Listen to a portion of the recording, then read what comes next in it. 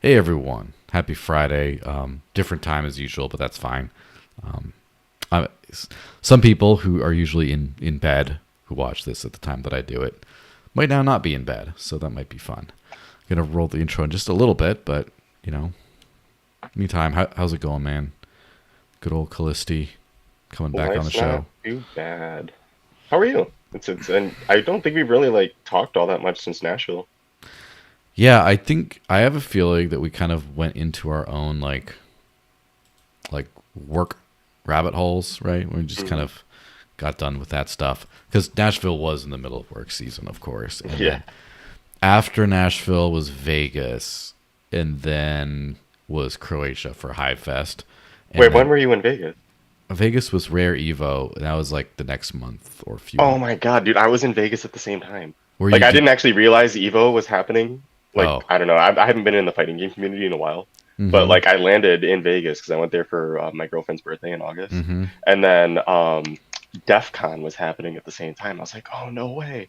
Why do I keep seeing all these like hacker shirts and whatnot? And then I realized I was like, oh man, it was a good time to be there. Yeah, it was crazy. It was at the Caesar's Palace, and I stayed at the Rio on the other side of the highway because I'm a cheap bastard, and I kind of didn't do much other than just go in that little circuit. So if you didn't see me there, it's fine. I might go Yeah. next time. I might go next year. People, you're gonna come back to Rare Evo, right? I'm like, probably. I mean, it was the Maya Protocol folks had a booth there, and they were like, "You gotta come." I'm like, "Okay." Oh wait, okay, you're talking about something. You're not talking about the fighting game tournament, Evo. Oh You're talking about something no, else. no, it's a crypto conference, kind of like a Cardano crypto conference, but not exclusively. Oh, okay. But yeah, so I was there. I think that was right after DEF CON, actually, because I'm pretty sure Naomi went to DEF CON and it was not the same time. Oh yeah, I think I remember the posts about that, and they were like, yeah, so the hotels are like discriminating against us. Yeah, some crazy stuff. But yeah, then after that, I went to Hive Fest in Croatia, and that was my last trip of the year. And then I got sick for a couple of weeks, like as in, did not work for a couple of weeks, like sick, like it was pretty nasty, Mm, pneumonia, all kinds of crazy stuff, and then got sick again and some other stuff. So then just I got to get back to work, work. Got to get the wood pile ready for the winter, and then now it's hmm. snowed yesterday finally. So yeah, now just scrambling to get everything done. Can you believe the year's about to be over? I know, right? It went so quick. Yeah, and then of course it's Christmas time pumps, which are happening all over the place, and I'm sure we'll touch on that stuff. Let me just see if anyone else said anything. Mm, no, no one's complained about the sound on Odyssey, so we should be good to go.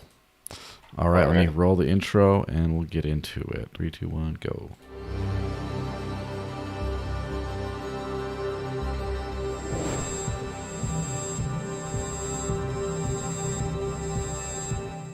So, hey everyone, officially now, welcome to the Digital Cash Rundown, episode 179, which means 179 weeks in a row, plus a bunch of more that I've been doing this for like times I was traveling.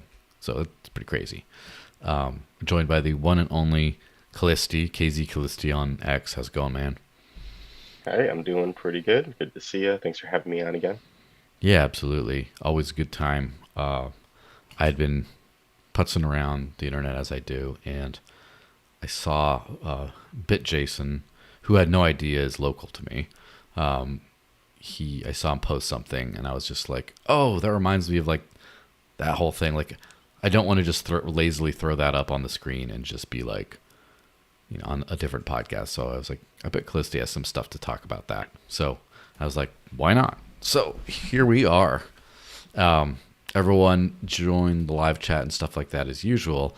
But if you are on, I've been using this social media platform called InLeo, which works on the Hive blockchain. And I've been doing some partnership stuff with them too. I have a thread cast going on there. So if people want to join that live chat there, you can get paid for it, which is fun. It's always good to get people paid for stuff. Let's see. Let me just go into the Coin ATM radar shell, and then we'll get get right on to the news stuff. So this podcast is very proudly sponsored by CoinATM Radar, and they pay me in BCH, which is nice. When buying a crypto with cash, an ATM is much more reliable and safer than meeting some random dude in a random place, which could get you shanked. And unlike an exchange, which could freeze your account, you truly own all the crypto you buy. Go to CoinATM Radar, where you can find crypto ATMs and other services to buy or sell, which is important for me, of course, cryptocurrencies for cash. On their website, you search by coin, address, if the ATM supports selling as well as buying, and you can also search by geographical area, such as country, state, city. You can also check and compare actual current fees at different ATMs. Go to find out more at coinatmradar.com, which is CoinATMradar.com.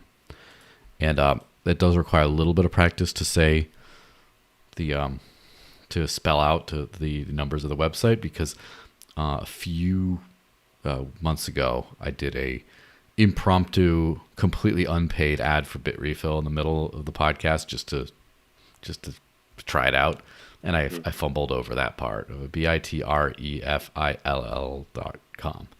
And so yeah, it does it does help to kind of do that. Hey, you just got to listen to more like Chaperone. Yeah. Yeah. Just gotta practice that. Now let's get on the first thing that's, I'm sure it's the top of everyone's minds, which is Tuah. Spit on that thing. So just throwing this up on the screen. For those who have been under a merciful rock, this Haley Welch person who came to TikTok fame, etc., superstardom for just saying Tuah, spit on that thing, amongst other things, and has been milking her celebrity and going to crypto conferences and stuff too. She launched a shitcoin and rugged everyone. So want to steal $50 million? This post I'm putting on the screen says, well, the Tuah girl did. She launched a coin, rugged it, and then shamelessly went to sleep like nothing happened. Here's how Tuah sold whatever. And there's a whole thread on this stuff. That was kind of funny. I didn't listen to any of the stream, but supposedly she came to this AMA where people are losing their shit, saying, oh, I lost everything. What's going on? And then she's just like, at the end, all right, guys, I'm going to bed. Peace. And just leaves.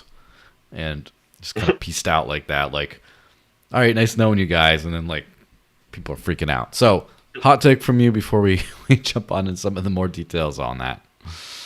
What do they say? So long and thanks for all the fish. Yeah. Oh man, I mean, there's not even a hot take to be had, I don't think. It's like any person who's investing in a meme coin, let alone with like everything they have, I'm sorry to say, you're just dumb. You're just dumb. And it's I feel like mean for me to be like, yeah, you just like deserve that, because I mean, some people I guess are uninformed or whatever, but just like, okay, I guess I'll put it this way. I had a discussion with one of my friends a couple years ago. Is it ethical to con a sucker? Right? And this is one of my favorite ethical dilemmas, because my ultimate conclusion was, yes, only if that sucker, quote unquote, had all of the information provided to them or available to them. I think even specifically provided to them. If I'm the con artist, quote unquote, and I'm conning a sucker, if I gave them all of everything up front and they still like got conned, like that's actually on them in my opinion. So yeah, because like I'm totally honest in this situation, right? Like, okay, so it's a meme coin, right? What do meme coins ever done? Mm-hmm. You're not going to get rich on Tuah coin, sorry to say. It's not going to become the global reserve currency. Someone did, right? You're going to make somebody else rich on Tuah coin, and that somebody is Haley Welch probably. Yeah. Oh, but that's I guess I would agree with a little bit of changed phrasing, where I wouldn't say con a sucker. I would say sell to a sucker, because con kind of implies that there's like a deception going on there. You take advantage of them by like, whereas on the other hand, if you sell a product to an idiot, it's just like, at what point it's like, do you say, here, I'm going to sell you this energy drink that's, it's just good for you, and by the way, all the information's on the label, and then they drink it, like 5 of them, and then they have a heart attack. That's different from just saying, hey, here you go, this is straight freaking caffeine. It could give you a heart attack if you drink too many. And then they're like, "Can I have 5?" I'm like, "I guess you want 5. Here you go." Yeah, you remember Four Loko? Yeah, that was. In fact, it's Four Loko is basically the poster child for going too far. You know, like people don't even remember that it was a drink anymore. It's just a symbol of the decadence of capitalist America or whatever. It's just the symbol of like YOLO goes too far. You know, honestly, what that's telling me is that we should just make a Four Loko coin right here, right now. Yeah, call it 5 Loco. Just one more. How much more loco can you get? Yeah, I go to one more. Yeah, so that's me hit on some of the. So this Sovereign Matt fellow that I got the thing from. He said people calling Hawk a scam are hilarious. It's a social media influencer meme coin. Did you really believe this project had legs to stand on from its own, just being a meme? Get a grip of yourself. You're an adult. If you're stupid enough to buy it, you deserve to learn your lesson the hard way. So, any disagreement on that take? I mean, honestly, no. Especially like this late in the game. I mean, I just have nothing nice to say about it. Like, really, you actually did that. You expected something good to come out of that, and you went all in. Yes. You never go full retard, guys. Well, as Creatrix said eloquently on this, if you invested your entire life savings into a meme coin, you're retarded. Thank you. Yeah. Somebody else going to say it so that I don't have to. Like, dang. Yeah, I feel meme coins are an interesting thing because they are 94% maybe pure gambling, right? You just sell thing, you hope it goes up and doesn't.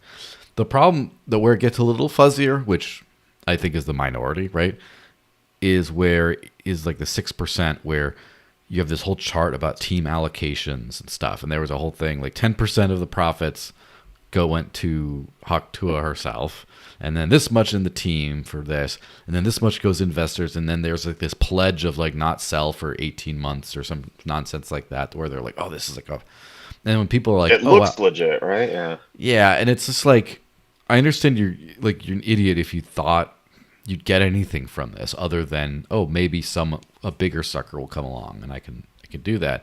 But just, I feel like they should have just sold, like the most ethical way to scam these people would just be like, here's the hot coin, sell it. And I'll keep half of it and I'll do random giveaways or sales or whatever, like in the future, and just, it is what it is. Play the game if you want. And then that's it. But then by doing like the team allocation things, invested, using the words like vested, kind of like just to make people like think like, oh, this is like financial stuff. This is my ticket. It's like a little bit idiot exploitation, maybe.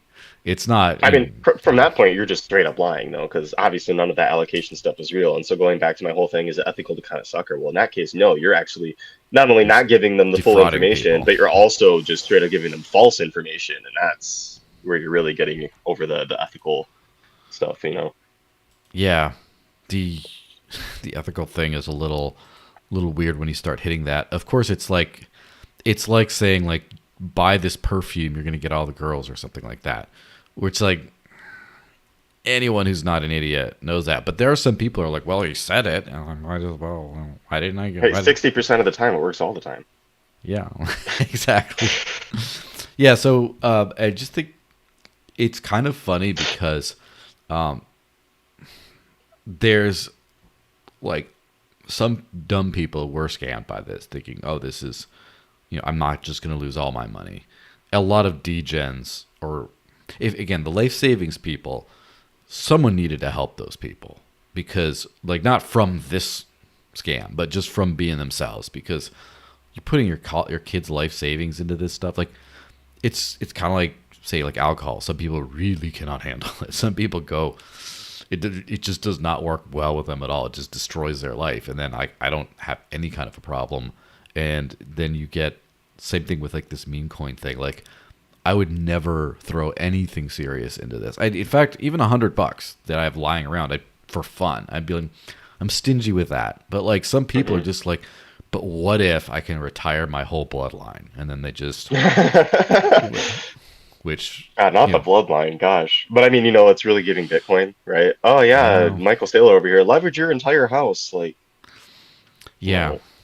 that I guess that is the hot take on that part, which I'm sure we'll get to in a second about the Bitcoin price type stuff. But is Bitcoin is a slow and stable hack to a coin in terms of like you, you're trying to get rich quick, but not that quick.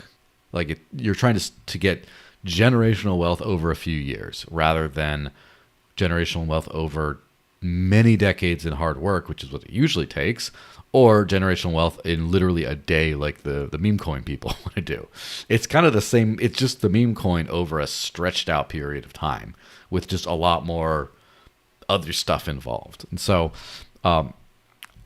obviously, people use it for whatever they use it for, and there's a lot of people that use Bitcoin for a lot of different things. But at the same time, most of the price, what I'd guess at least, most of the price action, all this stuff, comes from a lot of new people coming in from this, like, I'm going to retire my bloodline with this, and you know,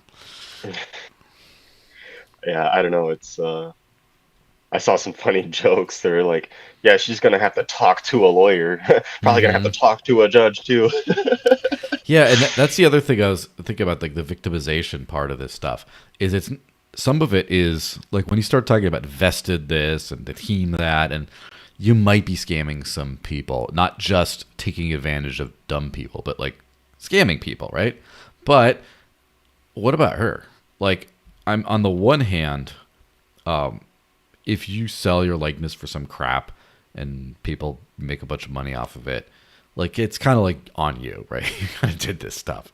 On the other hand, I first of all, she's a child, right? Let's just like Isn't not a she like 29 or something? 22, 21, 22.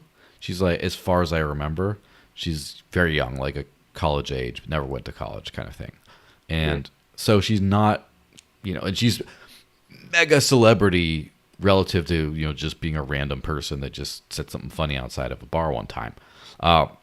So at the one hand, like she has no idea what she's doing. She's kind of being exploited by these guys, I think, who help like run the coin stuff, because I don't think she understood. I think she understood, hey, like I am profiting from my likeness. But that's what she's doing on her podcast, right? No one would listen to the podcast if she hadn't had that fateful video. But at the same Hmm. time, she's just cashing in on celebrity in a very honest, straightforward way. I don't think she knew. I thought she probably thought she was like selling collectibles type thing. I don't think she knew like the tokenomics stuff, or that like people would expect you not to dump, but then maybe her insiders did dump and now it's on her, and now there might be some fraudulent criminal stuff. There was a law firm that was saying like, basically, if you call us if you were wronged by the Hawk Tuah, they would love to talk to you. And I'm like, oh no, like did Hmm. she thought she was like doing merch, and this is like she's like a financial fraud of some kind. It's like Yeah, like where's Gary? The SDC is about to start breathing on her. that would be funny if that's like his last act as SEC chair is to just go after Hawk Tuah. But maybe she can just go up to Gary and hawk Tua spit on that thing too. Yeah, it is pretty funny. Yeah, so let's talk about this Coinbase thing, right? I'm a proud non-user of Coinbase or anything like that, but Coinbase is delaying withdrawals by several hours, according to some people who've been trying it out. Just says like withdrawal delayed until a certain amount of time, and a lot of people have been reporting stuff on that. Like this bullish fellow, as it were, says, "Hey Coinbase and Brian Armstrong, why am I restricted from my 1.2 million in your debanked app?" Which, holy shit, 1.2 million in Coinbase in custodial thing. Yeah, so I've, hot take on that. I mean, God, I can't even imagine having that much money. I've never been anywhere close to having that hmm much money. And so I'm just like, dang, like to just keep that in Coinbase and not even in self-custody, like is mind blowing to me. Like if I had like $1 million plus of Bitcoin or BCH or whatever, like that would absolutely be in my self custody wallets.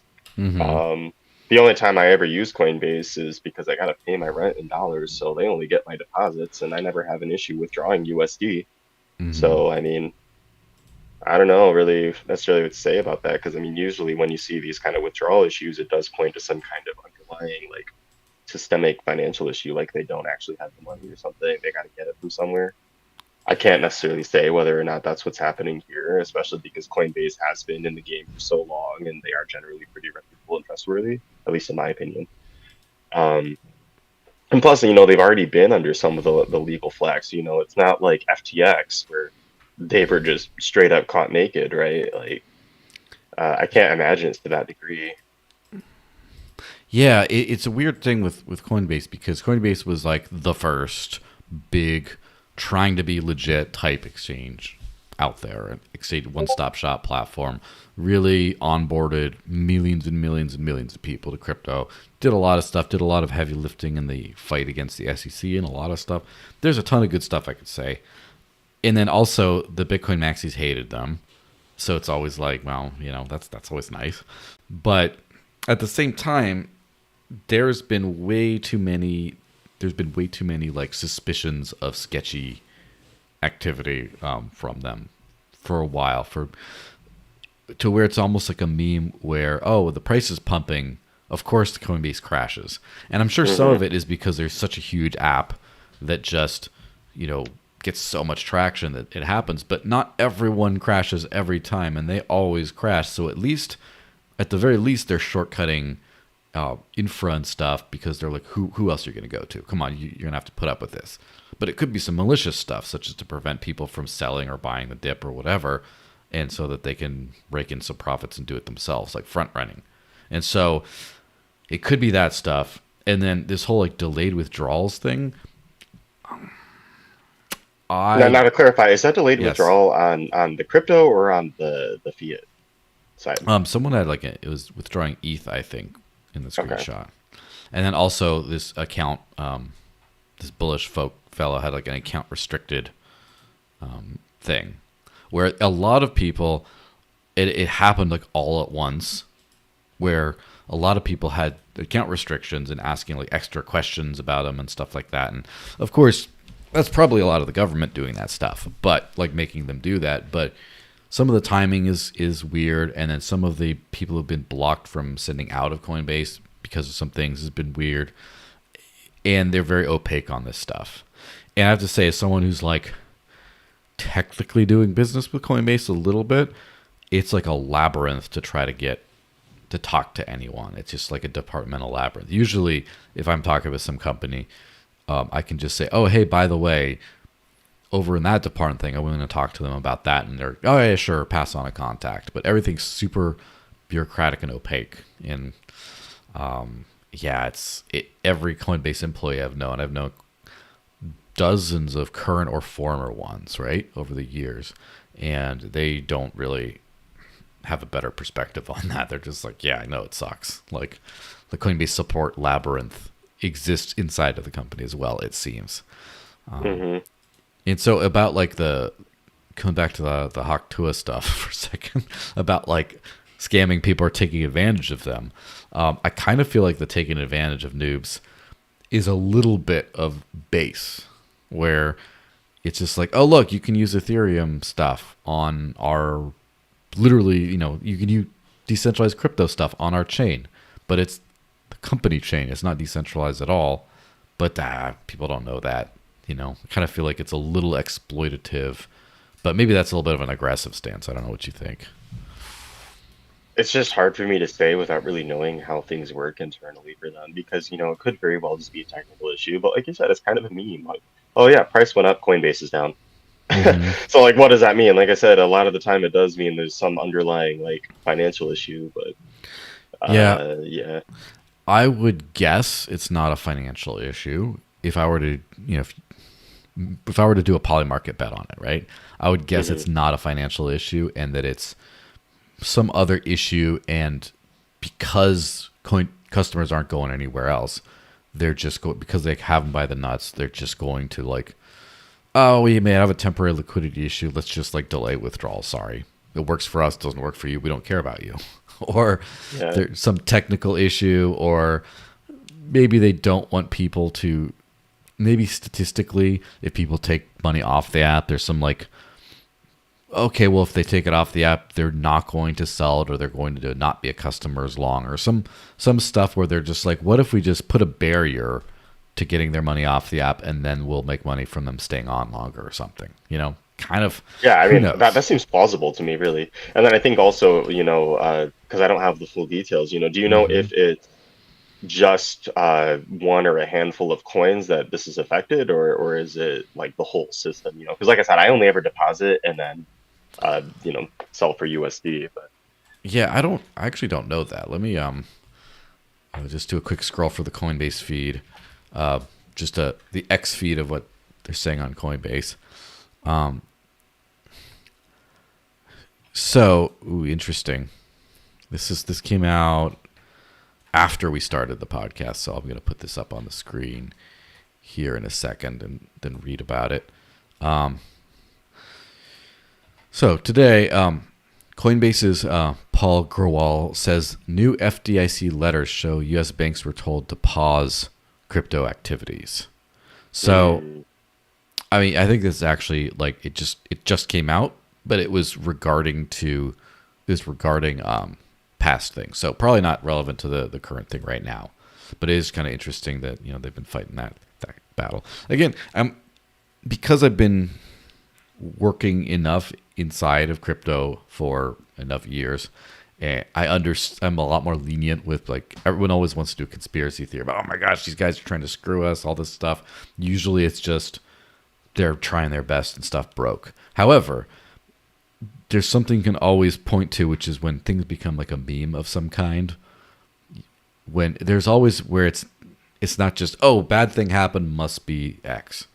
When there's enough of a pattern, you start to see, oh, okay, there might be something else. And so either way, of course, market competition is the way to sort of fix that. But there's another way too, which is, as Edge pointed out, our lovely friends at the Edge wallet posted the Bernie Sanders meme and says, I'm once again asking you to self-custody your crypto. And couldn't have said it any better myself. I mean, I don't think I have any crypto in custodial anything at all, which is nice. yeah, same. So that, do you know a lot of people who still don't self-custody their crypto? Or is it like in your circle, it's like almost no one? I mean, as far as I'm aware, basically everybody that I know self-custodies. I mean, I guess it kind of makes sense. So the only crypto users that I know are the people that I work with effectively, or the people that I onboard to Selene. So if you're on Selene, Mm-hmm. you're self-custody. And if you're a BCHer, you're also probably in self-custody. And I honestly don't really know anyone else who's not like a huge advocate, like say yourself, who has got everything in self-custody. So yeah, no, I would say no, I don't actually know anybody who does that. Mm-hmm. Yeah, most people in the crypto communities themselves, like inside specific communities especially, they tend to, for the principled ones, tend to self-custody. It is kind of funny how, like, as I'm sure we've all harped on for years, the BTC community is very, have normalized a lot of the custodial stuff, even if they Yeah. do self-custody in, like what you could kind of hear this with chatter about, like the services people mentioned about they use. It's like, the Ether world of obviously MetaMask and Phantom. You hear a lot about that for the Solana people, and then in Bitcoin you hear a lot of Trezor stuff, which is nice because it's self-custody. Then you also hear a lot about like Phoenix Wallet. You almost never hear about, unfortunately, sadly, because it's sort of like halfway between self-custody and custodial for Lightning. But then you get to almost everyone talks about fully custodial Wallet of Satoshi, or fully custodial Strike, or fully custodial, or a lot of people like with custody with like River or Swan. Or they'll just buy the ETF. Or they'll It's actually buy funny. I saw an amazing MicroStrategy. tweet about that. Oh yeah, MicroStrategy. Yeah, it's like one step removed. I'd rather actually hold the ETF over MicroStrategy because at least I'm pretty sure the ETF is probably actually backed by the asset underlying, like whereas MicroStrategy we literally have no clue. I guess we could probably go through their like 10K or whatever, but Yeah, MicroStrategy is crazy because of the amount of conflation I've seen with Bitcoin, where people will like, oh, it's pumping, I'm gonna buy more MSTR, and like, it's just like it's almost like foreshadowing Tether, right? Where Bitcoin maximalists won't say anything bad about Tether. And in fact, I know very few who use it, to be honest. Like other than but then it's because of the business interest of Tether with Liquid and Blockstream and all that, and then also just the alleged, pumping of, pumping of using it, printing tethers to pump Bitcoin, all that stuff. Because of that, they just don't say anything bad. MicroStrategy is the first asset to achieve escape velocity from shitcoin dumb in the maxi's eyes, where Tether was, they sort of defend Tether, but they wouldn't use it, but now it's like Bitcoin only and MicroStrategy too. It's like, what? So it just got to fight. Like no one talked about having like Trezor company stock or anything like that, right? Or no one ever talked about that stuff. Or I guess there was the Coinbase IPO. Yeah, but then they hated that and they're just talking so much shit. So I don't know. It's so funny how like the mind games sort of work. And also, to be fair with people, to be fair with Bitcoin maximalists, the whole buy Bitcoin and only Bitcoin is kind of really stupid, but it's a smart way of dealing with stupid people, kind of. Because if you can't figure out what has value, you can't look around for utility, you can't do any of this kind of stuff. If you're just a brain dead, well, what do I buy? If you tell them to buy Bitcoin, BTC, their odds of being rugged and scammed, if from a purely buying perspective, not from a using perspective, obviously, is just relatively low. The problem is now you have people, so like every time there's a crash, everyone's just like, you should have bought Bitcoin in self-custody, was like the mantra every cycle when there's some kind of like FTX or Mt. Gox or whatever else. And that's like a good narrative for the most part, right? And it works. And so this coming crash could be the first one where a lot of the maxi plebs get actually wrecked. And not just, oh, Bitcoin's price went down, but like they lose everything because, first of all, custodial. Now this is the first cycle where custodial for not payments, but for actual custodying of funds is kind of accepted in the community ethos. And that's kind of scary because now you have people, I was helping an elderly gentleman just this week trying to get his money out of Swan, and because he needed to use it for some stuff. I'm like, you got to get a hardware wallet, dude. This is not okay. Because Swan is like, has all these like insolvency type signs that aren't just like Coinbase, like saying, oh, well, delaying some withdrawals, but that seem a lot more serious. And so, it's pretty crazy. And so you're going to have, first of all, a lot of people, Bitcoiners and custodians, a disproportionately high amount of BTCers versus the rest of the space, when it used to be the opposite, maybe, will be in custodial solutions, but also will be in MicroStrategy. And if MicroStrategy, when that thing collapses, when that bubble pops, a lot of people are going to get wrecked. And then the maxis won't be able to say, should have listened, should have stayed away from shitcoins, because then, so it's going to be a rough 2026, I think. It's vindication for sure. And I think you made a really good point in my secret backroom channel where you said, I know it might not seem like it, but BTC is out of the crypto space. They're part of the legacy financial system, just more angry and aggressive gold bugs. It's literally Bitcoin isn't crypto now. And I thought you were spitting fire with that when you said that, because that's what I see too. Yeah. They've been trying to separate that for a long time, where it's just like Bitcoin, not crypto. It's different. It's not the same thing. And when they started, there was a a point to a certain extent where Bitcoin has certain decentralized architecture and principles and self custody and stuff, and didn't have a lot of this like yield and leverage and all this other kind of nonsense that was in other parts. That again, not the rest of the crypto space, but parts of it. And since then, though, now it's just like, crypto is still crypto, but Bitcoin has become like boomer asset, and it's not like it's going to be. It's very interesting where like the actual like crypto is people using this tech to a certain extent, even if it's just buying on an exchange and withdrawing it, and that's it. But then at some point, it kind of migrated over to something you never actually touch, kind of like most people with gold and stuff. I'm sure most people invest in gold and ETFs and other things like that. But then, then that's it. Then that's how it turns out. But yeah, Tether. Let's hit on Tether because we mentioned Tether. Breaking. Tether has minted another 1 billion out of thin air and injected it into Bitcoin. If you're wondering why Bitcoin is above 100K, it's entirely due to massive price manipulation scheme that's happening quietly in the background, the largest fraud in history.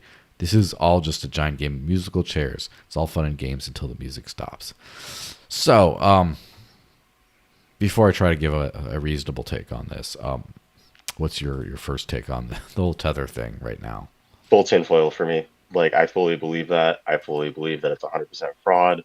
I fully believe that, they're just printing tethers and pumping Bitcoin with it. And it's all part of the global lizard conspiracy to keep BTC number one and make sure that never becomes actual Bitcoin. Pretty much the total antithesis of everything that we deal with here in Bcash world. Basically, enemy number one right next to Blockstream. Like, to me, they're all entangled and it's all part of the same, like I said, global lizard apparatus. Yeah, there's something very interesting about Tether in particular, where Tether has kind of two components to things, right? Sort of like Bitcoin. If most people tried to use BTC as a fully sovereign digital cash today, not a lot, but some people could manage it, and because it has relics, like vestiges of its past, of its proud past, right? Of course, you have to deal with annoying fees and stuff. And then if you had to run your own Lightning node or whatever the hell else you had to do, it'd be a big pain in the ass, but you could still do it. And it's kind of like Tether is a very useful product, and it's a very profitable business on the legit side of things. As far as people want to use it all over the world, it's banking the unbanked in especially like Eastern Europe, Latin America, Africa, places like that, the non-regulated zones. It's doing more than anyone to like bring those people back into a financial inclusion, and they're doing insane business on this. Like the actual revenue from the usage of Tether as a currency and stuff is huge. Now, on the other hand, the whole what is a Tether? What's it backed by? Is it backed by anything?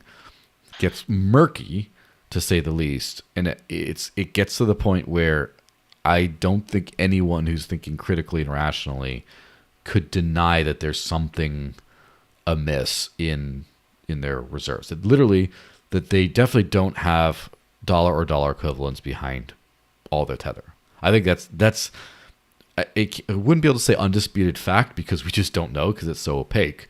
But I don't think anyone serious would disagree with that assessment. And I do think they do have Bitcoin reserves, don't they? Like, have they mentioned that specifically? I think they have Bitcoin reserve. It's like a combination of like corporate paper, Bitcoin, and liquid dollars, as far as I'm aware. Yeah. So there could be a sketchy, but it kind of like a Michael Saylor-esque way that they're actually printing so many of them, which is the price of Bitcoin goes up. They print Tether so now they're still fully backed when they've printed them because the value of their reserves went up enough to be able to print more that then they went into buying it, et cetera, et cetera. The infinite money glitch. It could be that they're doing, it could be that it's sketchy, but still very, transparent, but also, it could also be that their backing is just like nowhere to be seen compared to the stuff that they have. But okay, but kind of a hot take on this. We got to Yeah. think about the actual banking system, right? They don't Hmm. have reserves either. It's literally called fractional reserve banking. Well, they don't have anything, which is crazy. Did you see? I didn't even know this until someone said it. As of 2020, like March of 2020, they Yeah, the don't. reserve requirement is like literally zero now, It's right? a literal zero, not even practically zero. It's literally zero, and it's spelled out in very clear terms. And yeah, it's wild. That's also as a like a lot of people might have noticed who have bank accounts who withdrawal limits are pretty low these days, and especially with the way inflation's been going, like the value of like what you can get out. Can you pull a couple grand out of your account? Probably not. Like they'll just stop you. And at first, I mean, the conspiratorial you know explanation for that is like, oh man, they're trying to trap you. The banking system's going to collapse, whatever kind of stuff. But the Occam's razor easy explanation is also they objectively don't have that much money around because they don't have to anymore. And so because the reserve requirements changed, now they can't afford to have like big chunks of money leaving the system. So anyway, so Tether, the funny thing about Tether is just by being like an unregulated dollar thing, they have a massive business model. And the thing with Tether is there's a lot of sketchy shit that happened, like pretty much guaranteed. Where I'm on the fence is I used to in the 2017 cycle, no, the 2021 cycle, I was really scared for like 2019, 2020 that Tether was going to implode and just nuke the rest of the space. And like obviously it wouldn't be a permanent nuking, but I was like, shit, I might have to like not touch my crypto for a few years and find a way to like get a fiat job or something just to like pay the bills in the meantime, because like the crypto, like it might impact me because of like Tether's horrible collapse. Now I'm kind of 50-50 if Tether is like a Ponzi that's going to crash at some point, or if they've achieved escape velocity to where now they're popular and used enough, and more importantly profitable enough that they just have to sort of pump the brakes, that they can kind of afford to sit there and like slowly legitimize their backing, like slowly like start to like, okay, let's just put a big chunk of our profits into actual reserves, cash or cash equivalents, and start building a backing. So by the time there's an audit, by the time we pushed away an audit for years and years, we'll get the audit, and then, oh surprise, everything's legit, even though it wasn't for like their entire history. It's kind of like, when the mob boss or whatever the starts a restaurant trying to become legit. Like I wonder if they're going to do that thing. So I'm 50-50 if they're going to collapse or if they're going to, last long enough to become legit and just get grandfathered into polite society. I don't know which one are you betting on? Well, I mean, I really think that the defining moment for Tether where I was sure that it actually probably won't die Hmm. was when Zhao Zhangpeng went to jail and when the Department of Justice installed their probes into Binance and Binance did not die. Hmm. I think that was the moment where I became sure that not only is Binance not going to die, but Tether is not going to die either. Hmm. And I think the only way that that happens in reality is if there's like some kind of either massive fiat implosion that everyone predicts, or if there's like a massive Bitcoin implosion that everyone predicts. Either one, or maybe both can happen. Because I mean, I think it's actually more plausible at this point that Bitcoin BTC itself collapses well before USDT does, or well before even the fiat system itself does. Uh, yeah, I think that's just really my take on it. Like, it's probably here for the long haul at this point. I think they've embedded themselves in so much of the global financial system, and they're actually used. I mean, there's more Tether adoption globally than any other crypto, if we're just being honest, right? And yeah, Yeah. that's across multiple blockchains. As far as I'm aware, like USDT on Tron is like extremely popular. Yeah. So I I just think that they're I just embedded used enough. it this last month to pay some invoice.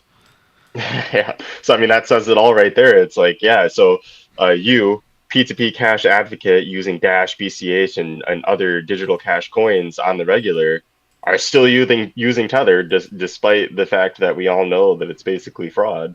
I think that really Yeah. says it all. And like I said, with Binance not going under and with CZ going to jail and having no significant effect on Tether. There's also been like some pretty big depegs from Tether that Mm-hmm. also have not killed it. So it's kind of like I'll use BSV as an example, right? They keep getting 51% attacked, but their blockchain still actually just works just fine. I think Tether is similar. Yeah, the peg got undone and there's all this regulatory risk, but nobody cares. They just still need borderless USD. Yeah. So here we go.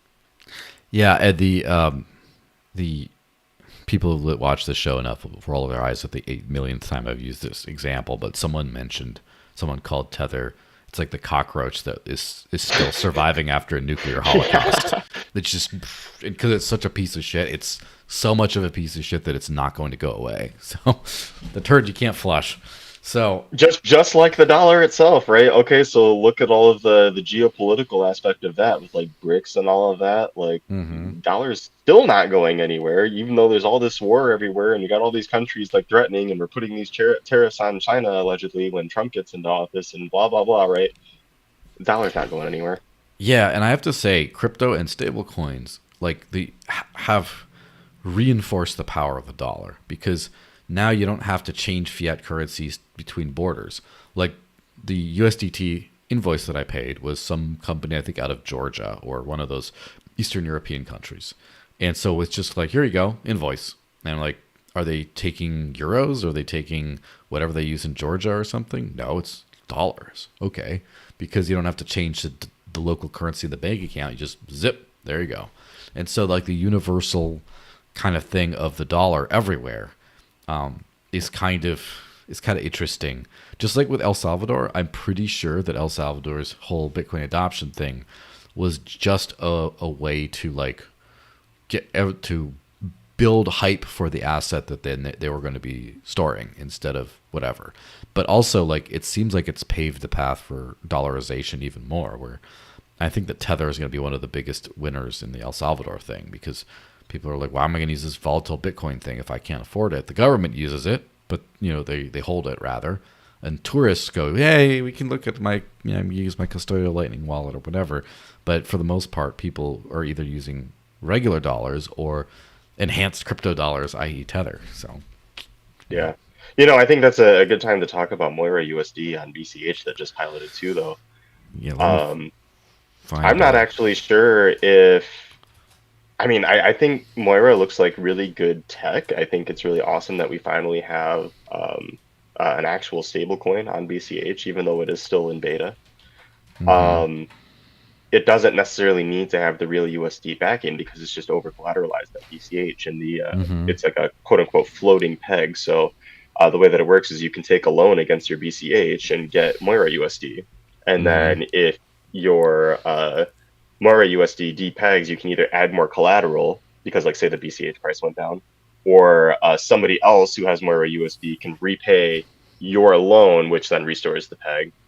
And then so it's kind of like who's left holding the bag of debt at the end of the day, but with a robust enough ecosystem, I feel like that stops mattering. I mean, same way that we have 0% fractional reserve with real USD, I'm pretty sure with all of the over collateralized BCH locked up, that just ends up never being an issue. So the incentives are like the primary mechanism that holds that peg, and I'm really interested to see how that plays out. And I'm also really interested to see if we will actually see people transacting directly in MUSD. I think that would really be a game changer. Yeah, it definitely could be. It's kind of like I think that that's like the next step, of course, in as long as we have fiat denominated anything, it's still like one of the next steps in the evolution of this whole thing is when it's kind of funny how like Terra Luna is one of those things, kind of like how like Mt. Gox was like the first big crypto exchange, and it was Mhm. sort of symbolic with Bitcoin for a while, and it crashed, and neither crypto exchanges nor Bitcoin went away.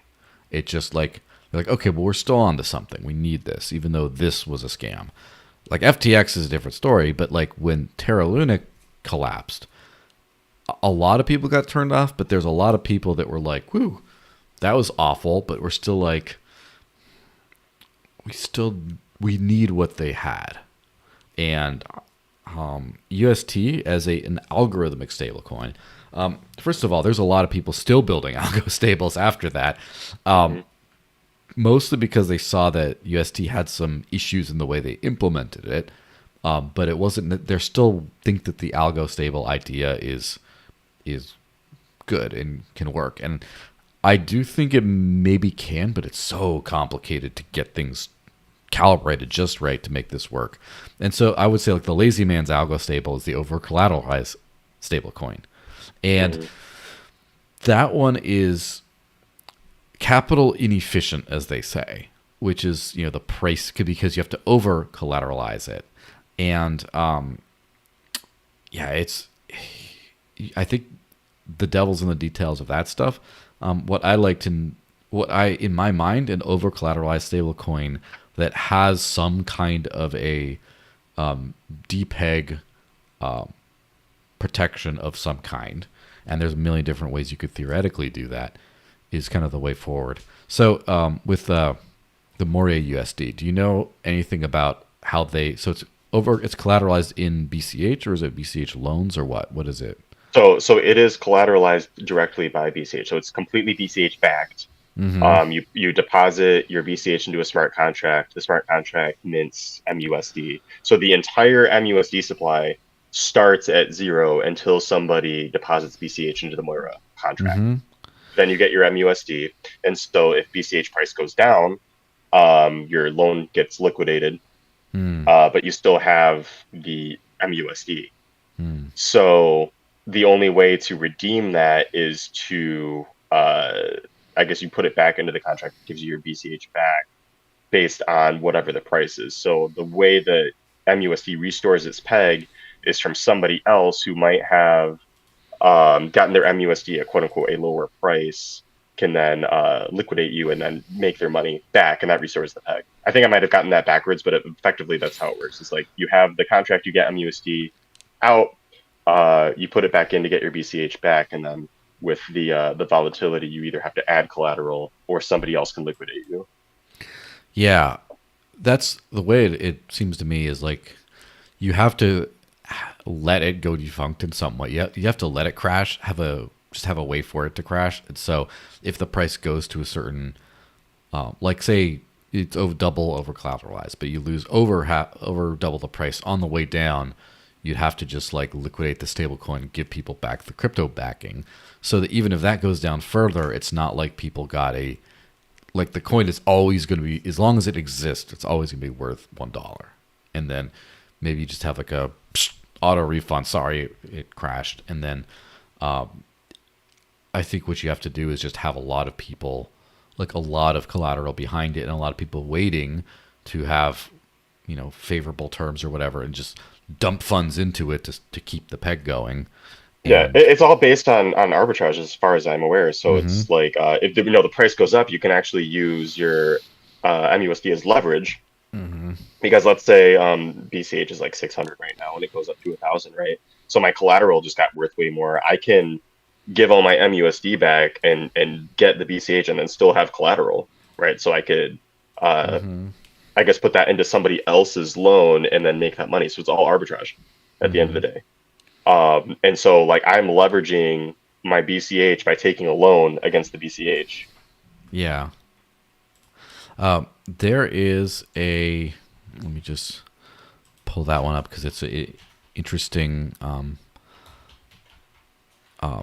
kind of other thing. So there's a network that I interviewed one of the guys who's involved with it, also like a 2013 era crypto dude, which is kind of funny about how all those kind of people are in cool stuff like that. But it's called Threshold, which is basically it's kind of like a fully decentralized, trustless, like wrapped Bitcoin type thing.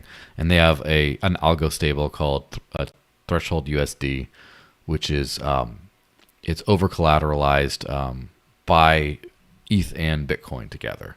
And so by using, I guess, like a dual asset thing that way, then the odds of one asset flash crashing are just not nearly as high. And so I think it could be, Oh, this looks very similar. yeah. I just zoomed in to read this. So yeah, 110% minimum collateral. Oh no, it went away. Which, oh yeah, sorry.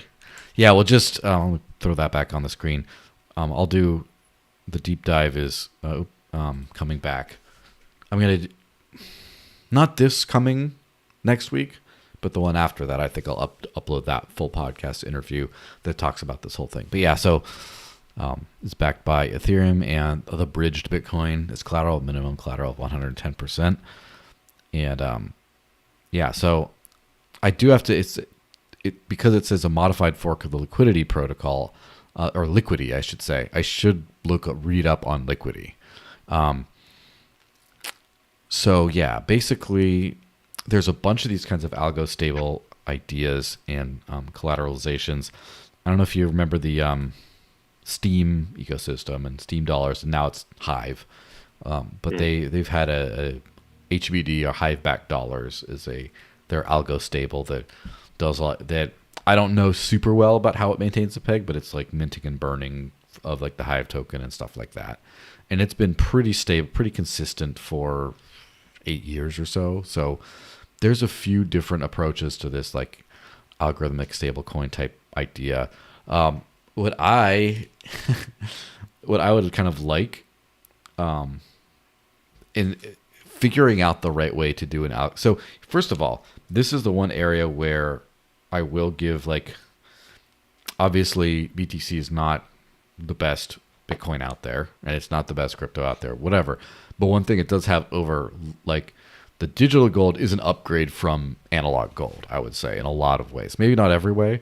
The one thing that is cool is because it's a decentralized digital asset, it's a lot easier to bridge it onto better protocols. Whereas like a gold-backed stablecoin, for example, a gold-denominated stablecoin is always going to have a lot of human trust and verification issues involved. It's just never going to be as pristine as, for example, like a threshold Bitcoin, where it's with a smart contract, anyone can just dump Bitcoin in, get a representation out of it, and use that, and then they can burn that and get their actual Bitcoin out in an automated, trustless way. And you can't do that with like physical analog assets like gold. So that is kind of an upgrade on that. What I think would be cool is a stablecoin that is a decentralized stablecoin that in order to mint like one, you have to have equal parts of like 5 different centralized stablecoins or whatever. Or let's say DAI and then a couple others, and then like Tether, USDC, whatever. And if you want to burn it or destroy it, you get equal parts back of those 5. So you're using you don't have to over collateralize anything. It's capital efficient, and you do trust centralized entities, but not one. So if like Tether goes to oblivion, you still have 80 cents on your dollar left, kind of in the backing. And so it's like you can only crash that much. I know that Thorchain and the Maya protocol and those other dexes kind of have that strategy for pricing, because they don't actually have an oracle at all. No oracle for pricing assets. They just support stablecoins, popular stablecoins on the platform. So like if the price of Bitcoin is like 60,000 Tether today or something like that, people are going to buy the crap out of that until it pushes the price up to 100 whatever thousand it is right now. So it is just kind of interesting how those things work. Oracles are always goofy to me, as far as it's hard to get right, like the right trust minimized data feeds and price feeds and stuff. But this is all like cool new-ish stuff, as far as the world hasn't experienced a lot of this kind of cool stuff in the past, and I'm more than willing to be patient while we work out some of these things, Yeah. Okay, so I'm actually skimming the Mora white paper real quick. So it's actually kind of funny right here in the abstract, like second sentence. It says designed to be capital efficient. But yeah, okay, so the way that it actually works is if the value of the Mora USD goes down, that incentivizes people to buy more at below market rate in order to repay the defaulted loans. And that's how the arbitrage works. So I was actually mistaken when I was talking about that earlier.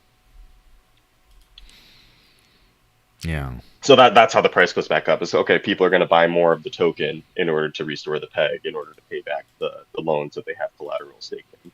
Yeah. I will do a deep dive into that stuff at some point. And Yeah, the white paper, it's at moria.money. It's not a difficult read. And it's let's see how many pages. It's 21 pages. So nice. yeah, it's not a bad read if you want to take a look at that later. Yeah. So let's just real quick hit on the whole price thing because we mentioned it. There's not too much to say on it, but yeah, Bitcoin hit 100 grand. Laserized to 100K was the thing for last cycle, and then it just did not get anywhere really near it. And then a lot of people gave up instantly. A lot of people kept their laser eyes, and then became just the symbol of like the brain dead maximalist kind of tribe, with a few people being like, I'm just keeping it till 100K. And then I forget who removed it. Oh, Eric Voorhees was pretty funny because, and I'm like mostly a very big fan of his. He's a great dude. He's a little too like pro BTC in ways that aren't reasonable. I think he's a little bit, but whatever. That's just a disagreement over stuff. But so he kept his laser eyes until 100K, at which point he changed his profile picture to the profile picture of Peter Schiff. Just Yeah, I saw that. which is not very mature, but hilarious. Like he just We twisting all the love a good knife shit in. post. Yeah, it's a great shit post. And like honestly, like Peter Schiff is smart and he's well thought out, he's intelligent, and he's also contrarian. There's a lot of good things I could say about him, and I don't think people should discount him and his advice just because he could be wrong.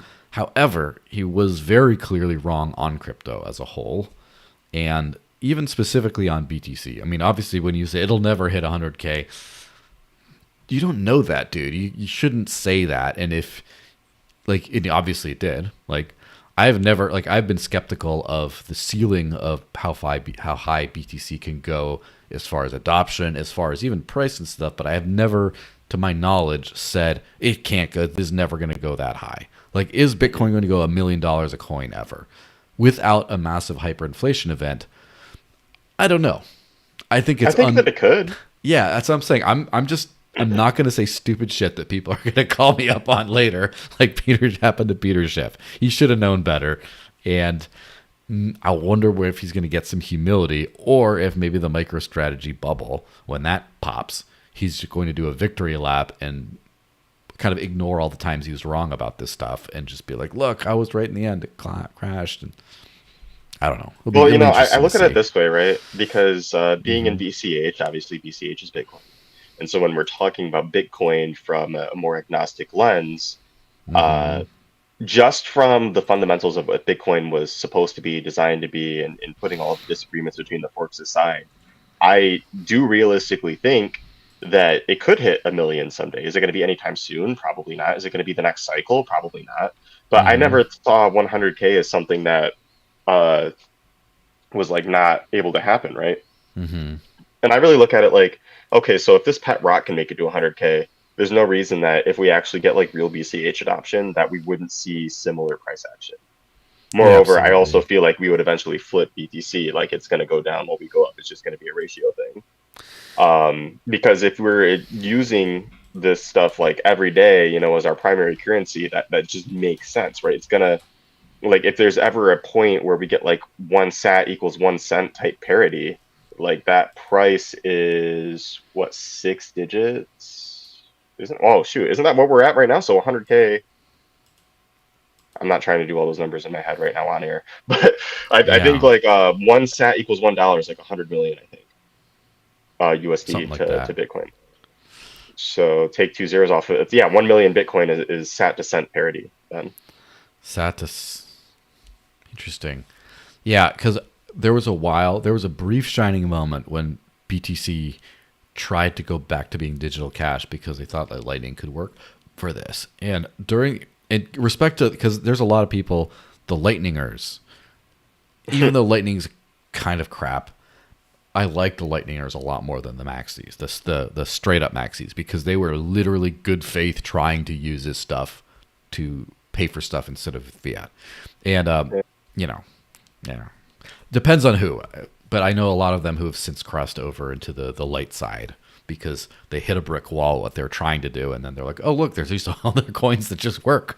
But the pricing things in Sats was just brutal. It's like 10,000 Sat invoice, 100,000 Sat invoice, and I'm like, what a 28,565 Sats? What the hell is that in anything? So like even like 10,000 Sats is like at $1 million is that like $100 or something? Like 10,000 Sats. 10,000 divided by 100 would be knock 2 zeros off. So yeah. Yeah. So then you're just like, oh, everything's in Sats like this. Or 100. Oh man, my bar tab was like, 12,000 Sats, and it's like, I don't know, maybe a little weird, but the accounting stuff does start to get a little funky at some point. See, I personally think that going with Sats in the end game is the move. Actually, Jeremy and I came up with this thing like 6 months ago. How we'll call it the Sats standard, and this came from a discussion where I was talking to Tom Zander about adding millisatoshis, so 1/1000th of a Which, satoshi. by the way, random shitpost type comment. Someone needs to write a book called the Bcash Standard, and I think it's called Hijacking Bitcoin. Yeah, but that's literally what that is. What that is, but like just like a troll version of the Bitcoin Standard, except like trolling the original version, but like with actual good stuff. I think that would be fun. But yeah, it was kind of funny because so with millisats, it actually kind of makes sense to then use the rest of the standard prefixes for those kind of things. So we'll have like kilosats, megasats, gigasats, right? So the whole Bitcoin network has 2.1 petasats, which is 2.1 million megasats, 21 million, and I think that can make sense once the price supports that kind of terminology. And I think it's just easier. It rolls off the tongue like, oh yeah, just send me a couple kilosats. Yeah, for sure. I think that especially if you start high and then you see the price of things go down over time is kind of a cool metric. Whereas it's like, oh, it's 2 Bitcoin for this. Oh, it's 0.05 Bitcoin for it now. Those decimals do.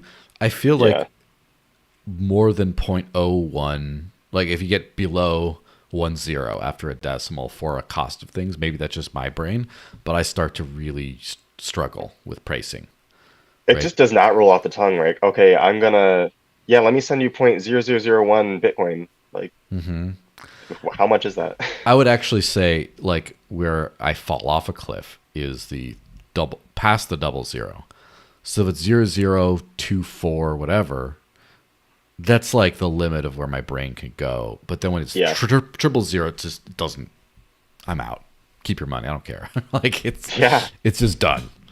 But it's about the number going up. I did a little post on this, or tweets as they used to be called, where I said number go up, freedom utility go down. Celebrate the first, work on the second. Our victory is measured in people who debank themselves. And I wanted to say something about the price that kind of was like realistic and honest, but didn't want to come off salty, because so no offense, Kurt Wickert, right? Another friend of mine, another podcast guest, another person who's going to be on a lot. He does sometimes come off as salty because anytime there's a Bitcoin news, there's always a negative spin on his angle, and like 100K price is not a bad thing. Like it's hard to like spin that as like, this is just dumb. Look at this dumb pump, and I'm like, yeah, but there's some positive things too. And as I mentioned in this one, which I'm not going to read off completely, but about basically what I've realized is a disproportionately higher percentage of people who are into crypto, freedom tech, freedom as a whole, and like positive adversarial thinking against the systems that have enslaved us. Those kinds of people tend to disproportionately own BTC over, crappy status dumb people. And so the price going that high means there's a lot more capital for people to throw into, good projects that actually will make us free. So it is, even though, there's kind of, even though it's like institutional captured coin, whatever you want to say, the people like Eric Voorhees, I'm sure has a lot of Bitcoin, and he builds a lot of actually awesome freedom tech. So he has way more resources to do that now, as do a lot of other people. Do you know off the top of your head, or have you heard anecdotally of a lot of the Bitcoin Cash community that any have legacy Bitcoin? I'm sure there's got to be some.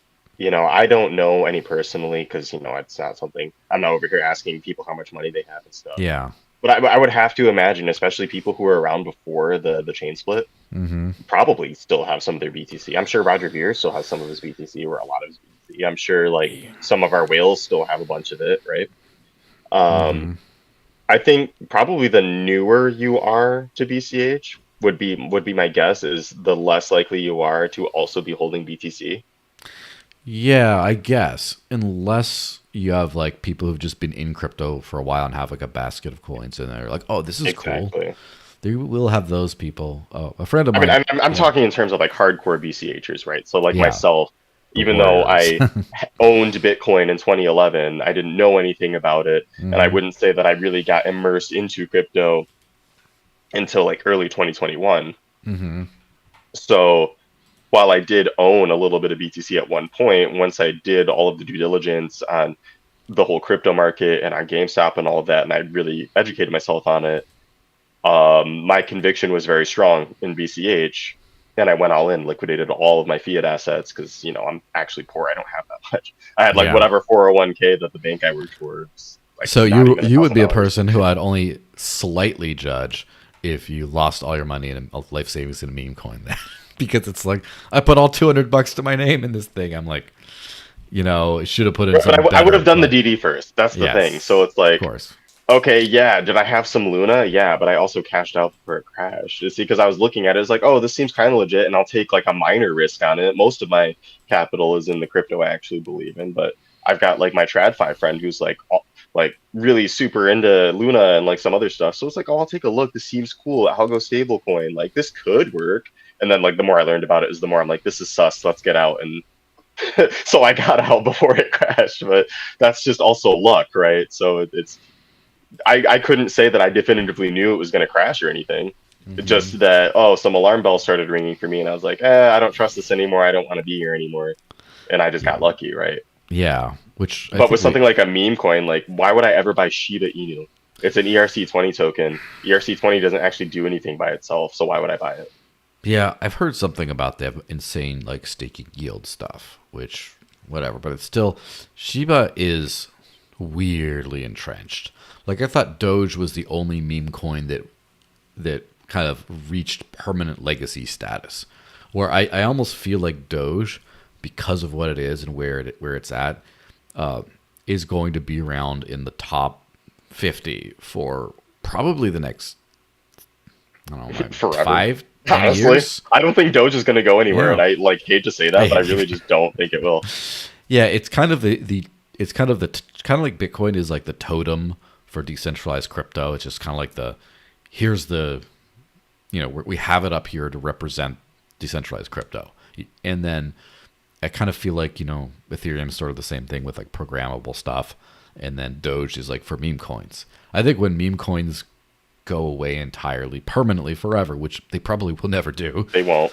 So that's when Doge will go away permanently as well. But like it's got too much of a history. Like I kind of feel like Litecoin has a much easier chance of going to nothing than Dogecoin. I was actually just about to say that. It's way, way more useful, and it's way more used in commerce, and has some pretty cool privacy tech and like other stuff. Like Litecoin's not that bad actually, but considering just Doge is kind of, if Elon keeps on strengthening the meme, and that's what a lot of these token prices are, is like people putting money behind ideas, and the idea of Doge just won't go away. And if there's a Doge government agency, do you really think the dog coin is going to go away while that's up there? It's like, oh look, it's the Doge coin.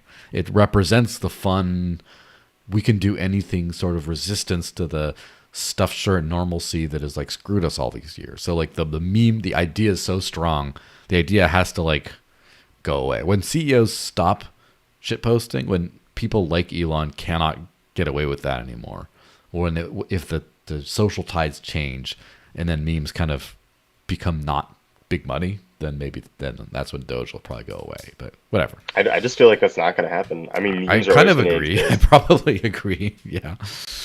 You know. And I think Doge, like you said, it's just so entrenched. I actually think that it will outlive Litecoin, which is ironic. Um, Hmm. and I also feel like Doge is probably like more or less ossified too. I think it's just going to exist as like the number one meme coin for the rest of eternity. It's proof of work, so there's already Hmm. going to be capital investment into it. It actually kind of works as peer-to-peer cash, so it's like, oh yeah, you want some dog token? I mean, it just has everything right. So I feel like we're, Litecoin kind of markets themselves as like, yeah, we're like the digital silver, which is like an intentional. We're gunning for number two, and I feel like that's actually their downfall. It's because they're like, yeah, we're like kind of good at privacy. We're kind of good at peer-to-peer cash. We're kind of good at scalability. We kind of have some We're programmability. happy to be there. And then now they start doing the meme coin stuff, which is kind of funny. It is good cheap attention, but which by the way, I'll throw this up on the screen too. In the in Leo, which is on the High Blockchain live chat, a buddy of mine says, he says, I have a little bit of Bitcoin somewhere, like 3 or 4 zeros to the left, such a small amount that I can't afford the fee to transfer it. All the zeros always confuse me. It's hard to grasp its value. But I just think that's a funny thing about, obviously we know that, but like a lot of people might not like realize that when people have small amounts, it's like they get stuck forever. That there's a lot of people's coins who just aren't ever going to be anything at this point. So yeah, that's a little crazy. Let me see. Why don't we hit on the BCH upgrade thing? And now I'm going to put one of the posts on the screen only because BitJson, as opposed to Bitcoin Jason, crikey, that guy. He has a very verbose kind of complete thing that I can't afford to get over. Anyway, he said since May 2023, Bitcoin Cash contracts have been able to implement ZK snarks, Starks, BLS signatures, blah blah blah, et cetera, et cetera. It says it allowed the computation to be split, et cetera, et cetera. After the 2025 upgrade, many constructions that would have ballooned transaction size by kilobytes or megabytes now require only a few bytes. Stack larger items, blah blah blah, other stuff. So for the record, Bitcoin Cash has been computationally universal since May 2023. The 2025 upgrade just makes things more efficient. Smaller transactions, lower fees, and simplified development/security audits. And then for comparison, I'll note again that these constructions have also been possible on Ethereum since its inception, but with higher fees, and Bitcoin since BTC, since the Taproot Schnorr hack, but with kilobytes or megabytes of waste transaction sizes versus BCH. So this is interesting stuff. I'm gonna have to talk to him about it. He says for the rest of the year he's probably too busy, but after that I'll have him on. How much do you know about all this stuff? Like how into the weeds are you onto the scripting, programmability, etc. side of BCH? So definitely something I'm still constantly learning about, but probably I know enough about that I can not sound like a total idiot at this point. Mm-hmm. So I mean, first off, Jason Dresner is like my first BCH superhero in everything that he does. It's just Mm-hmm. been amazing. If it wasn't for him, I don't think we'd be making the progress that we are. So I mean, just a shout out to him to start. But as far as the scriptability and everything that's coming with the new upgrade, he is correct in saying that ever since cash tokens were effectively Turing complete, you just have to consider like stringing multiple transactions together and then using an NFT to pass state between those transactions is how we achieve that. So you got to think of a whole transaction chain as like your ticker tape for the Turing machine. Mm-hmm. And I guess for readers who don't necessarily know what a Turing machine is, imagine like a strip of paper and cut it into boxes.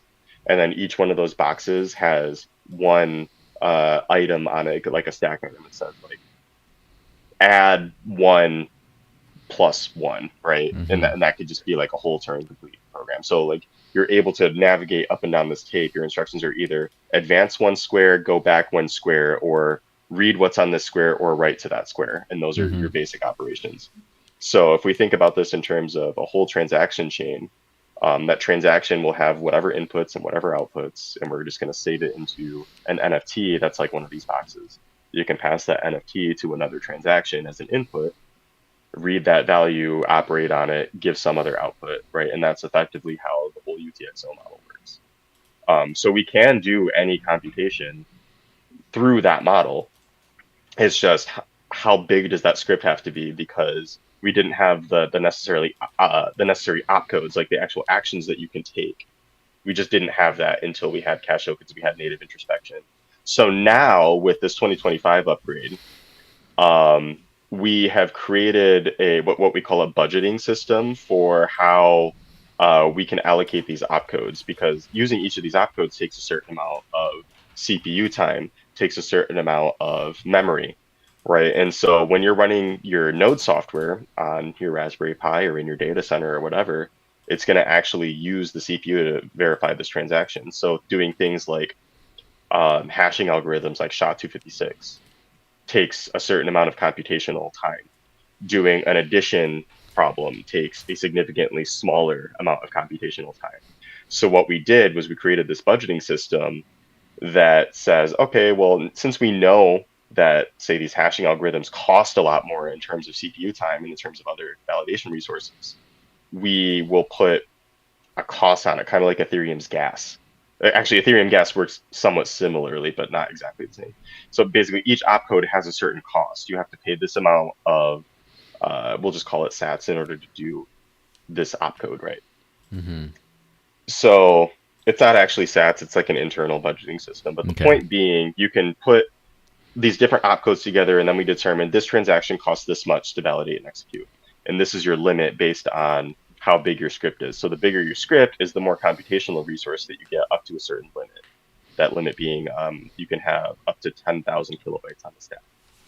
So that's like a hard limit that you can't exceed. You would have to then split up your computation into multiple inputs or over multiple transactions in order to get the final result. So if we really wanted to calculate something super duper complicated, we could do that over multiple transactions, but it would probably cost a lot of money to do that. So in the past, before we had this budgeting system, that's what he's saying. Okay, we have this transaction bloat. It could cost, like, let's say if you want to do like the RSA encryption algorithm in Bitcoin script, right? We couldn't do that effectively without having this new big upgrade, but we could do it prior to anyway. It would just have to be a really huge script that goes over multiple transactions. It would be super costly in SAT terms. Like I would have to pay like, well, I don't know, there's like other limits in place, but we're going to have to pay a bunch of sats to make that computation over multiple transactions. Is the long and short of it. Now with the budgeting system, we can measure the impact of doing such an algorithm in script at the node validation level, assign a certain cost to it, and if you exceed that cost, you just can't, it's not consensus valid.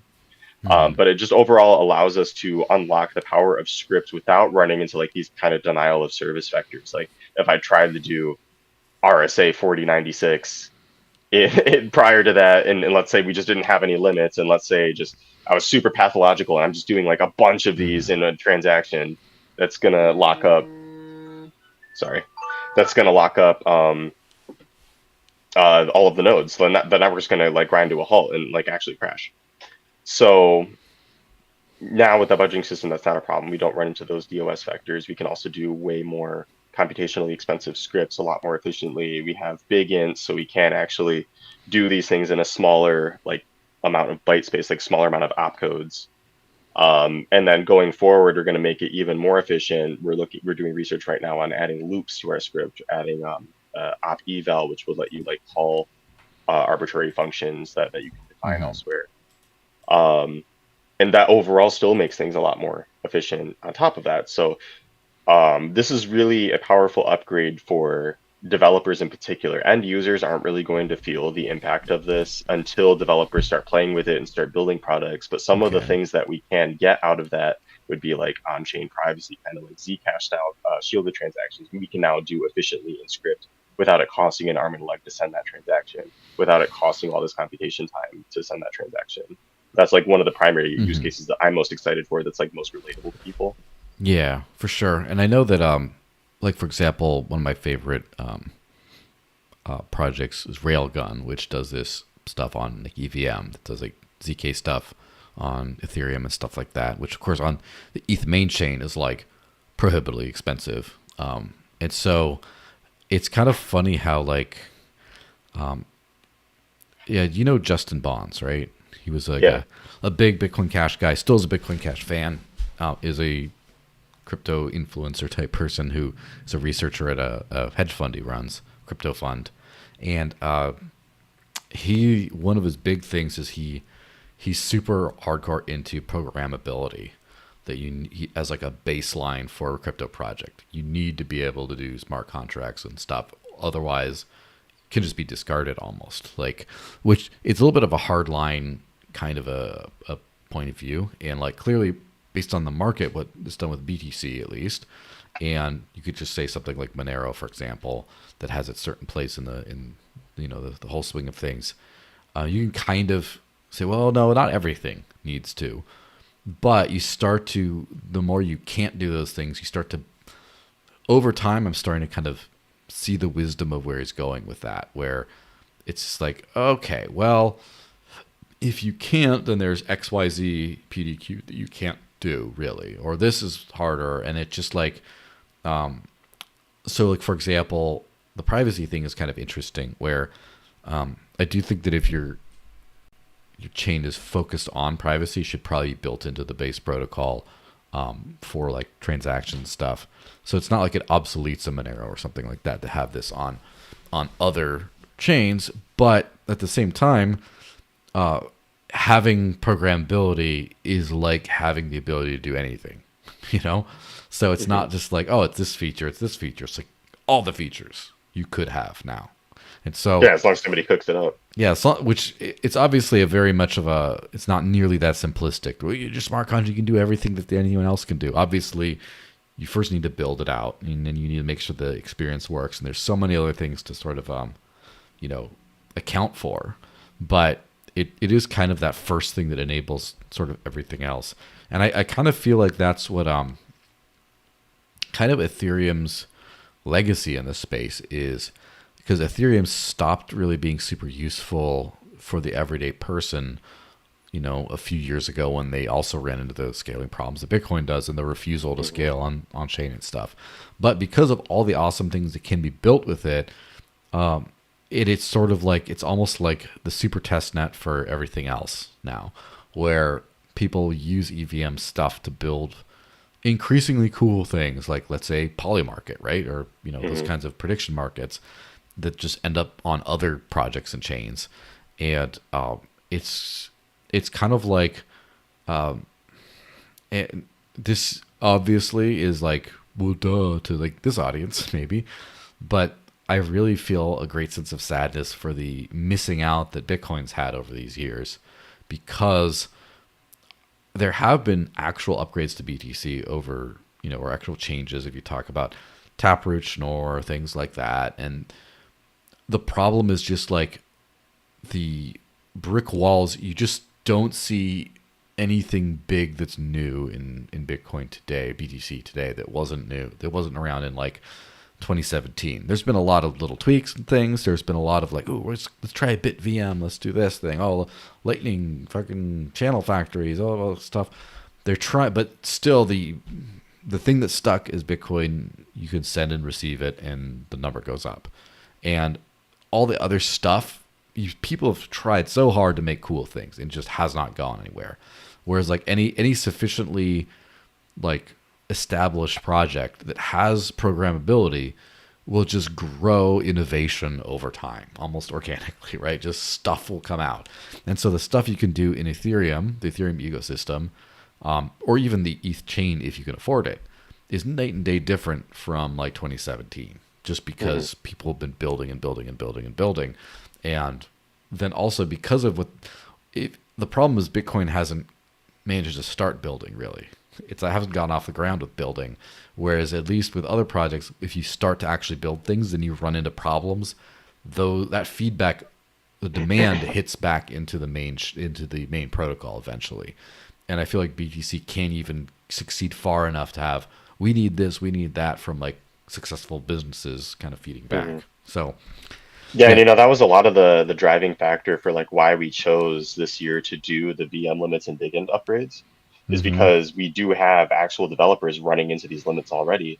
like the Cauldron Swap guys or like Matthew Gukins doing, more advanced script stuff have really run into those opcode limits already, have run into some of the excess validation times where we have to make these scripts more Mm-hmm. inefficient because we don't have the necessary support. So that's something that we were really trying to target with this upgrade is allowing those kind of use cases that are already proven to have the breathing room that they need from the script validation perspective. Yeah, and I really wonder how it's going to turn out. But I'm starting to get a suspicion, like not to talk smack, but I have a starting to get a suspicion that BSV is going to be over soon. Like if it isn't already post Craig Wright stuff shenanigans, Hmm. because the Craig Wright, the cult of Craig, was like maybe I would maybe even say like a third of the impetus behind BSV, and it took 80% of like the attention, but two-thirds of it was, well, one, we want to be able to scale infinitely, and we feel like the BCH community is not going to do that. And Right, they obviously, call us small blockers. yeah. But then the other thing is also we want to build like cool, like unlimited EVM style things, but based on the original Bitcoin script and stuff. And so, like all the stuff they've been trying to do. And by, I feel like the more BCH has stuff like this happening on its chain, the excuse for BSV or to just still be on BSV if they aren't directly funded by Calvin, for example, is going to be just very low. I feel like you'll have some people kind of eating crow and coming back into the fold because of all the stuff you could do.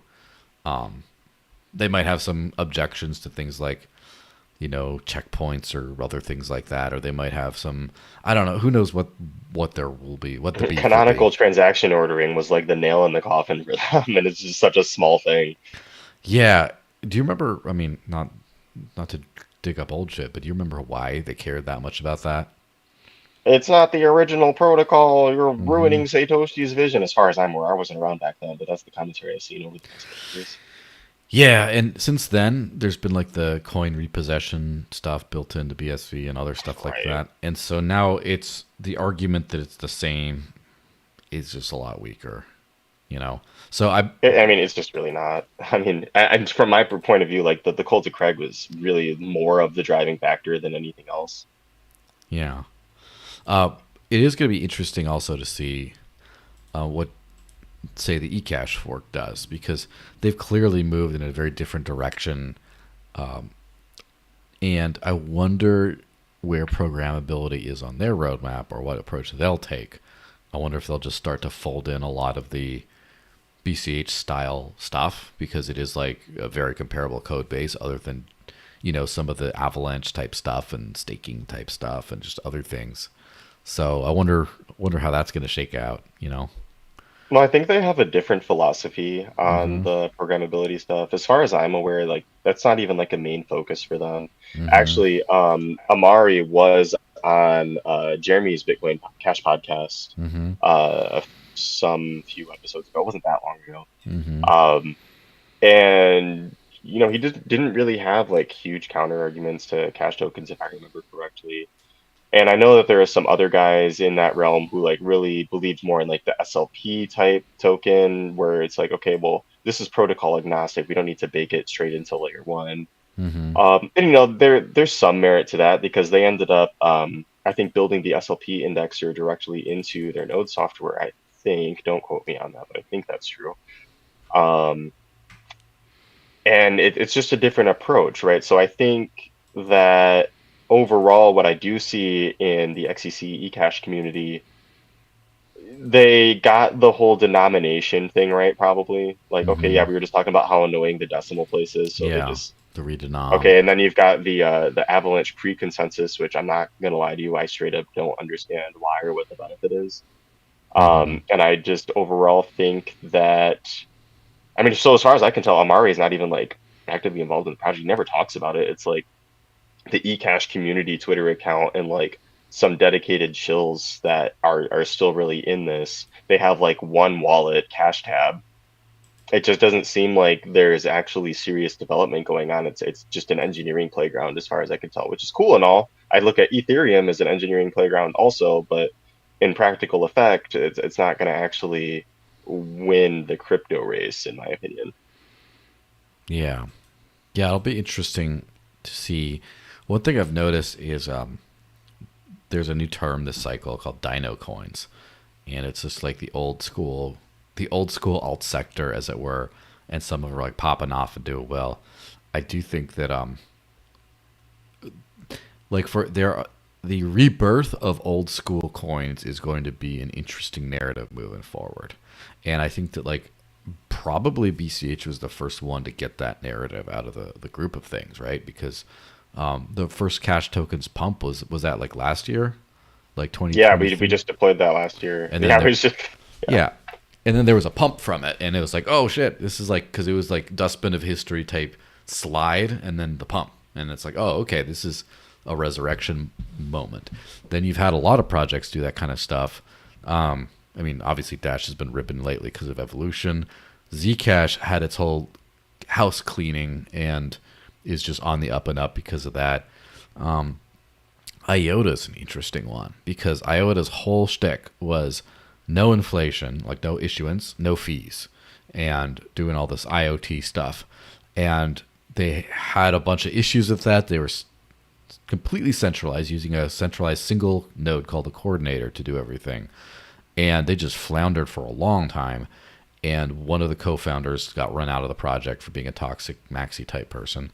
And now, first of all, they did a highly controversial, they like printed a whole bunch of tokens to pay for stuff, and which is like not only not a good idea typically, but also in the context of a no inflation at all, kind of project similar to Nano.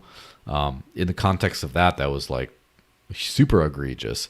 But then they added in smart contracts, turned into like a delegated proof of stake type thing, added fees, like literally stabbed every principle in the back, but they had like a resurgence because they kind of capitulated and like, all right, our approach wasn't working. We're going to do whatever's necessary to actually be competitive in 2024 and beyond. And they did, and now they're doing okay, I think. So there's like the Dino coin resurgence narrative. You could even say that to Litecoin a little bit because MWeb was a pretty significant improvement and change, and it kind of came out of nowhere for me. I was like, oh wow, this is not bad. So obviously not everyone will. I'm still kind of on the fence about Decred because Decred seemed like fine, but I didn't know anyone who used it for anything real. Then they released this Dex, the Bison wallet, which seems pretty cool, but I don't know how it relates to Decred itself or like how it makes Decred better. Like you can use it without it. So I don't know. We'll see how it goes. But the Dino coin comeback is I'm pretty sure going to be a big narrative for 2025. Yeah, I just think 2025 is going to be crazy. So in general, I think this is going to be the year where we finally start seeing more awesome products that regular people want to get into. Like say Polymarket is one of those killer apps right now, and I think we're going to start seeing more of that kind of thing. Also, I just I got a hard stop in 5 minutes. Yeah, for sure. Let me just check. Should probably wrap this up. So let's do a last check from the comments. Make sure I didn't miss anyone. Said stuff, but yeah, this has been a good chat. Is there anything specific other than Celine that you'd want to shill for the shill o'clock thing at the end there? Well, other than Celine, I would definitely say check out BCH Guru.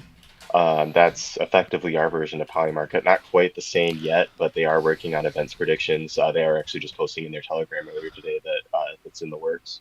But that's our prediction market platform, and it's pretty cool. There's still the BCH Guru Mint. We're still in Wave 3. There's still plenty of NFTs available up to a cap of 10,000. So you're still early. If you get in now, you get dividends denominated in BCH if you hold those NFTs once per quarter. It's pretty cool. Anything else to show right now? BCH Bliss. Check out the BCH Bliss conference at bliss.cash. Tickets are going on sale in January. That's going to be once again May 15th, our upgrade day in Ljubljana, Slovenia. I went last year. It was great. Definitely trying to go again. Would highly recommend anybody who has any interest in BCH come check that out because it was a really great conference. They did an excellent job with it. And I think it's only going to be better this year. It's probably the top two things I want to show right now that aren't Selene. Yes. And then Selene.cash. Go to the Yeah, wallet. just launched a new version of Selene. Long overdue. Last time we released was back in July, before the national conference. Mm. Lots of improvements, UX improvements, technical improvements. We're working on cash tokens coming up next. It's next on the to-do list. So definitely, if you want to become a part of the P2P Cash ecosystem and you want to get into Bitcoin Cash, Selene Wallet's one of the best ways to do it. So check that out. Yeah, fantastic.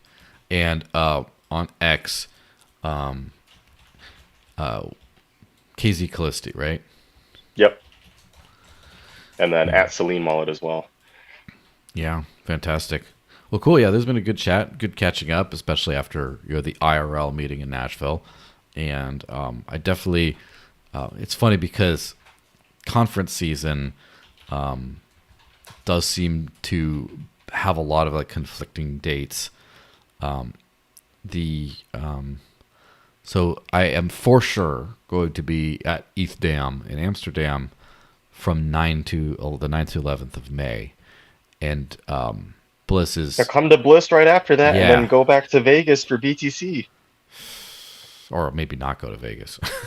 But I don't know. Vegas is fun, man. I want to go just A, because it's Vegas, and B, because why not go crash the BTC conference again? That was a great time.